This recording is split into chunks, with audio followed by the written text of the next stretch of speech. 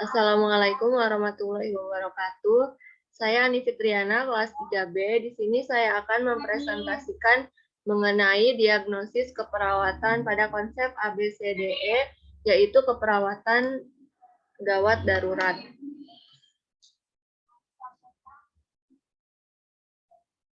Yang pertama ada airway atau jalan napas.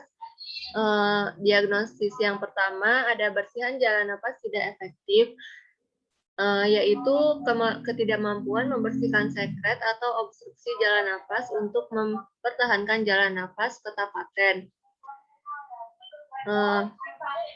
Adapun data mayornya, batuk tidak efektif, tidak mampu batuk, sputum berlebih, wheezing, ronit kering, mekonium di jalan napas atau pada neonatus. Nah, yang kedua ada diagnosis risiko aspirasi. Nah, risiko aspirasi itu beresiko mengalami masuknya sekresi gastrointestinal, sekresi orofaring, benda cair atau padat ke dalam saluran trakeobronkial akibat disfungsi mekanisme protektif saluran napas. Adapun faktor risikonya yaitu penurunan tingkat kesadaran, gangguan menelan, disfagia, penurunan refleks muntah, atau batuk.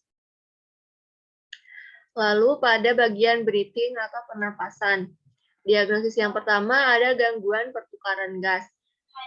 Adapun pengertiannya adalah kelebihan atau kekurangan oksigensi dan atau eliminasi karbon dioksida pada membran alveolus papiler.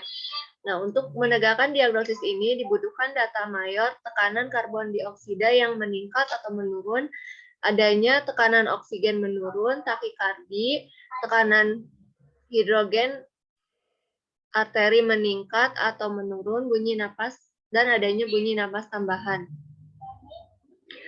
Lalu ada diagnosis pola napas tidak efektif, yang artinya inspirasi atau ekspirasi yang tidak memberikan ventilasi adekuat. Untuk menegakkan diagnosis ini, harus mempunyai data mayor seperti adanya penggunaan otot bantu napas, fase ekspirasi memanjang, adanya pola napas abnormal seperti takhipna, hiperventilasi, dan Kussmaul. Yang ketiga ada gangguan ventilasi spontan.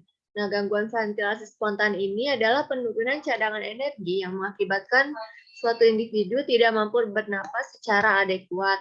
Nah, adapun data mayor yang mendukung penegakan diagnosis ini, yaitu adanya penggunaan otot bantu nafas, volume tidak menurun, adanya tekanan karbon dioksida yang meningkat, dan tekanan karbon dioksida yang menurun, serta tekanan oksigen meningkat, dan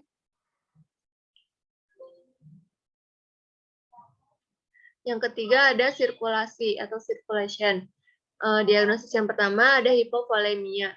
Nah, data mayor yang harus didapatkan untuk menegakkan diagnosis ini yaitu adanya frekuensi nadi meningkat, nadi teraba lemah, tekanan darah menurun, tekanan nadi menyempit, turgor kulit menurun, membran mukosa kering, volume urin menurun, dan hematokrit meningkat.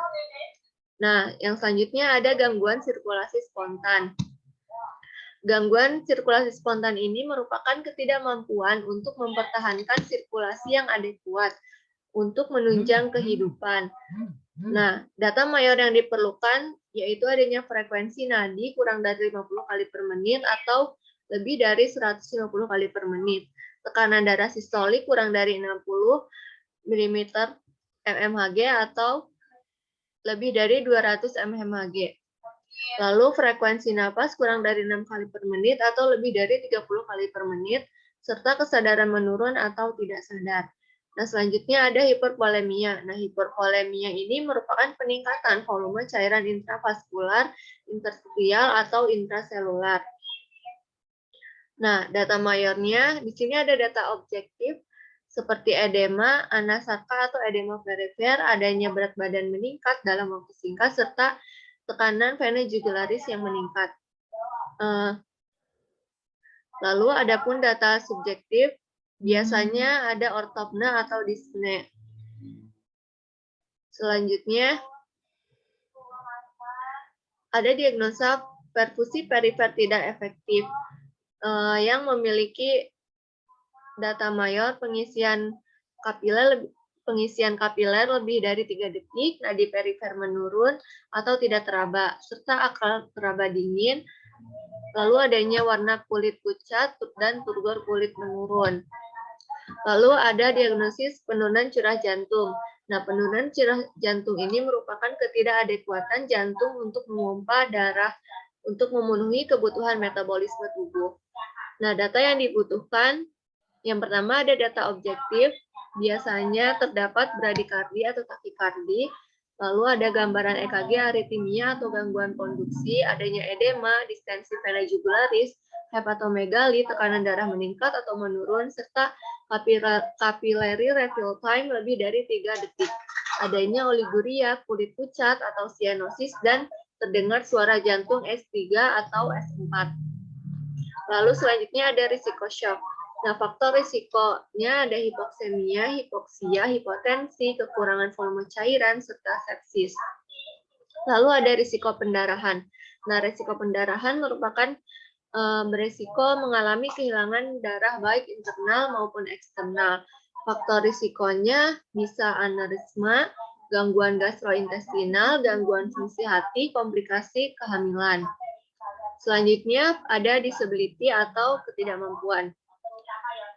Diagnosis yang bisa ditegakkan yaitu penurunan kapasitas adaptif intrakranial. Dan diperlukan data mayor yaitu adanya tekanan darah meningkat dengan tekanan nadi melebar, adanya bradikardi, pola napas irreguler, tingkat kesadaran menurun, serta respon pupil melambat atau tidak sama, dan refleks neurologis terganggu.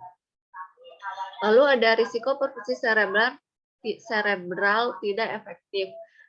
Faktor risiko adanya keabnormalan massa protrombin atau massa tromboplastin parsial. Lalu adanya penurunan kinerja ventrikal kiri, ada aterosklerosis aorta, adanya diseksi arteri dan fibrilasi atrium. Lalu yang terakhir ada exposure. Pada bagian exposure ini terdapat nyeri akut. Nah, nyeri akut itu merupakan pengalaman sensorik atau emosional yang berkaitan dengan aktual atau fungsional, dengan onset mendadak atau lambat dan berintensitas dari ringan hingga berat yang berlangsung kurang dari 3 bulan. Nah, nyeri akut ini data mayornya harus menyertakan adanya pasien tampak meringis, lalu ada pasien bersikap protektif, adanya gelisah, lalu sulit tidur, serta adanya frekuensi nadi meningkat. Selanjutnya ada risiko jatuh. Nah, faktor risikonya yaitu usia lebih dari atau sama dengan 65 tahun atau kurang dari sama dengan 2 tahun. Nah, adanya riwayat jatuh, adanya anggota gerak bawah prostesis, dan adanya penggunaan alat bantu berjalan. Lalu selanjutnya ada gangguan integritas jaringan. Gangguan integritas jaringan ini ditandai dengan kerusakan jaringan atau lapisan kulit. Lalu ada risiko cedera. Nah, risiko cedera merupakan beresiko mengalami bahaya atau kerusakan fisik yang menyebabkan seseorang tidak lagi sepenuhnya sehat atau tidak lagi dalam kondisi baik. Faktor risikonya yaitu terpapar patogen, terpapar zat kimia toksik, dan ketidakabnormalan profil darah.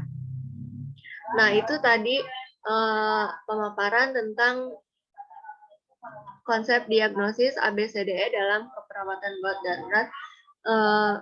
Kurang lebihnya mohon maaf. Wabillahi taufiq wal hidayah. Wassalamualaikum warahmatullahi wabarakatuh. Terima kasih.